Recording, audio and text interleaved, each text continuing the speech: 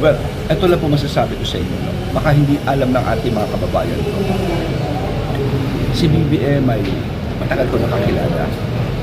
Napakabait na kaibigan at higit sa lahat, napakabait tama. Anak. Bakit? 1980s, ang kanyang ama ay halos in the dying bed, mamamatay. Ferdinand Marcos Sr. Kailangan niya ng kidney transplant. Alam niyo ba kung sino nagbigay ng kidney? Ang ating Pangulo, President Bongbong Marcos Jr. Halos 40 years ago, 4 na dekada, nung panahon na yun, kung magbibigay ka, dalawa lang kidney natin eh. Kung ibibigay mo isa, maring epekto, kung magkamali ka, maring pati ikaw mamatay. O kung hindi man, yung kalidad ng buhay mo sumama. Maaari ka maging bedridden, maaari ka maging sakitin. And yet, no, hindi niya inisip, basta para sa ama ko, ibibigay ko.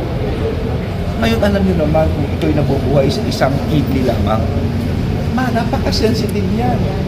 Lalo na sa mga gamot-gamot na iniinom, delikado yan. Mag-drugs ka pa? At hindi lamang yun.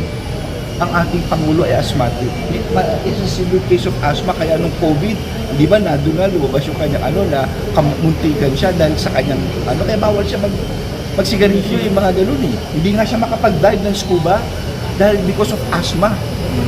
Kaya ako yung drugs na yan, hindi ako naniniwala dyan. Dahil ito yung factual. He is asthmatic and he is living in one kidney. Sana malaman to ng ating kababayan kung paano kabait na anak ang ating Pangulo. No? Kaya, sorry, hindi ako naniniwala dyan.